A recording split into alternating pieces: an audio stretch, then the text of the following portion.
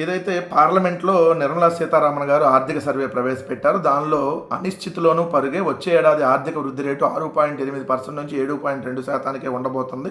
ప్రస్తుతం వృద్ధి రేటు 7.4% ఉంటే వచ్చే ఏడాది కొంచెం స్వల్పంగా తగ్గబోతుందని రాస్తూ దాంట్లో అమరావతి నిర్మాణం అరుదైన అవకాశం, ముందు నుంచి అద్భుతంగా డిజైన్ చేసుకోవచ్చు అని చెప్పి ఆర్థిక సర్వే చెప్పినట్టుగా దీంట్లో ఉన్నది.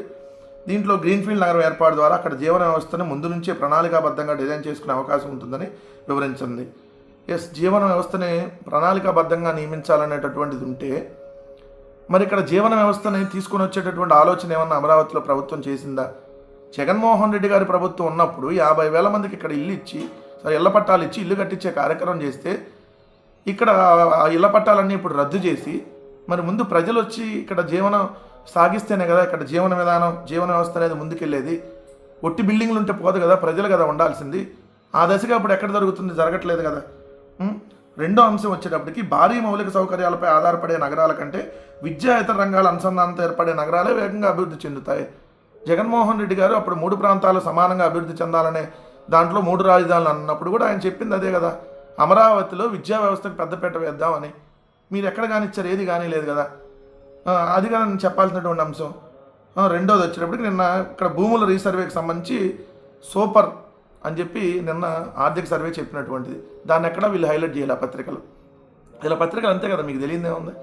వీళ్ళు ఎలా రాస్తారనేది మీకు తెలుసు కదా. అలానే ఇక్కడ తయారీ రంగంలో మహిళా యాజమాన్య సంస్థలు జగన్మోహన్ రెడ్డి గారి హయాంలో సత్తా చాటిని 2023-24లో మహిళా యాజమాన్య సంస్థలకు సంబంధించి తయారీ రంగంలో వాటా అత్యధికంగా 58% ఉందని చెప్పారు. అట్లానే బల్క్ ట్రక్ పార్క్ ఏర్పాటుకు కృషి చేశారు ఆంధ్రప్రదేశ్ రాష్ట్రంలో జగన్మోహన్ రెడ్డి గారి ప్రభుత్వాన్ని. అలానే రైతు భరోసా కేంద్రాల గురించి చెప్పారు. అలానే విదేశీ విద్యకు సంబంధించి 2023లో ఆంధ్రప్రదేశ్లో విదేశీ విద్యార్థులను ఆంధ్రప్రదేశ్ ఆకర్షించడంలో ముందుంది అని కూడా చెప్పారు. మరి దాని గురించి వీళ్ళు ఎక్కడా చేయాల. ఆర్థిక లోటు ప్రమాదకర స్థాయిలో ఆంధ్రప్రదేశ్ ఆర్థిక లోటు ఉంది. రెవెన్యూ లోటు ఈ సంవత్సరం 60,000 కోట్లు 9 నెలలకి ప్రమాదకర స్థాయిని దాటిపోయింది. అప్పుల కుప్ప అయిపోయింది. మరి అసలు ఈ వాస్తవాలను కూడా రాయాలి కదా.